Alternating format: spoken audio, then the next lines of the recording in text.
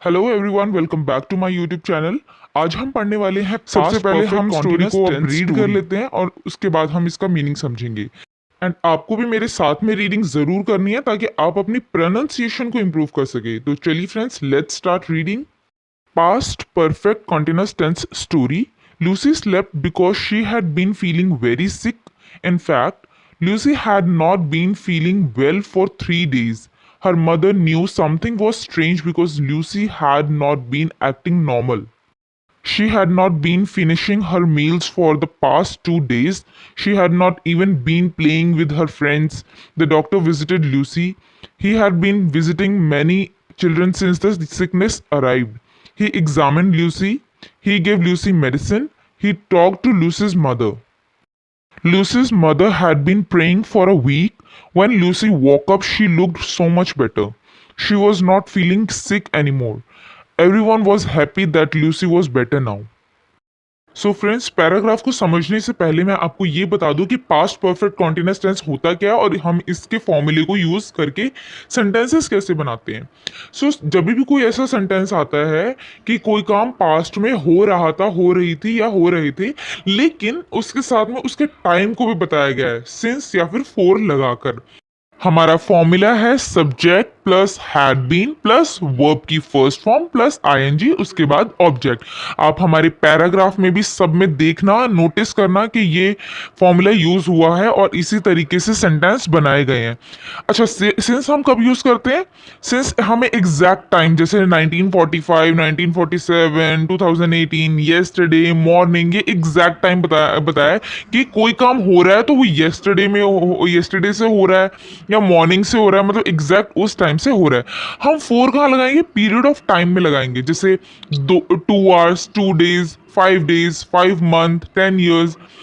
कौन से 10 साल ये तो नहीं पता ना, कौन से दो दो घंटे ये नहीं पता ना, एग्जैक्ट उन्होंने टाइम तो नहीं बताया ना, जैसे 5 बजे नहीं, बस 2 घंटे बताया। तो ये पीरियड ऑफ टाइम में हम फोर का यूज करेंगे। तो चलिए अब हम समझते हैं हमारे पैराग्राफ को। लूसी स्लेप्ट बिकॉज, स्लेप्ट क्या है? सेकंड फॉर्म है स्लीप की, यानी कि लूसी सो गई थी। बिकॉज, बिकॉज मतलब होता है क्योंकि। She had been feeling very sick, sick का मतलब होता है बीमार, वो बीमार फील कर रही थी। In fact Lucy had not been feeling well for 3 days, यहाँ तक कि लूसी जो है वो अच्छा फील नहीं कर रही थी फॉर 3 डेज, यानी 3 दिन से वो अच्छा फील नहीं करती। अब यहाँ पे मैंने बताया ना कि फोर का यूज कहाँ पे करना है, हमने पीरियड ऑफ टाइम के लिए बताना है, जैसे 2 आवर्स, 2 डेज। उसी तरीके से यहाँ पे फोर का यूज हो गया फॉर 3 डेज। तो यहाँ पे हमने पास्ट परफेक्ट कॉन्टिन्यूअस टेंस को यूज किया है। साथ में हमने ये भी बताया है कि लूसी अच्छा फील नहीं कर रही थी। कब से नहीं कर रही थी? For 3 days. तो यहाँ पे हमने टाइम भी बताना है। इस तरीके से हमारा past perfect continuous tense use होगा। हर मदर न्यू मतलब कि उसकी मदर जानती थी। समथिंग वॉज स्ट्रेंज मतलब कि कुछ अजीब है। Because Lucy had not been acting normal, Lucy जो है वो मतलब बिहेव जो है वो नॉर्मल बिहेव नहीं कर रही थी। She had not been finishing her meals for the past 2 days, मतलब कि वो अपना खाना नहीं फिनिश कर रही थी पिछले 2 दिन में, 2 दिन से। तो कब से? यहाँ पे टाइम बताया है कि the past 2 days, for the past 2 days. तो यहाँ पे हमारा past continuous, past perfect continuous tense जो है वो यूज हो गया कि वो खाना नहीं खा रही थी, लेकिन कब से नहीं खा रही थी हमने वो भी बताया, for the past 2 days. She had not even been playing with her friends, तो वो अपने फ्रेंड्स के साथ खेल भी नहीं रही थी। द डॉक्टर विजिटेड लूसी, मतलब डॉक्टर उसके घर आए, लूसी के पास आए। He had been visiting many children since the sickness arrived, जब से ये बीमारी कोई थी, पर्टिकुलर बीमारी वो आई थी, तब से जो डॉक्टर है वो सभी चिल्ड्रन, सभी बच्चों के घर पे विजिट कर रहे थे। अराइव का मतलब होता है आना या पहुंचना। तो जब से ये बीमारी आई है तब से डॉक्टर विजिट कर रहे हैं।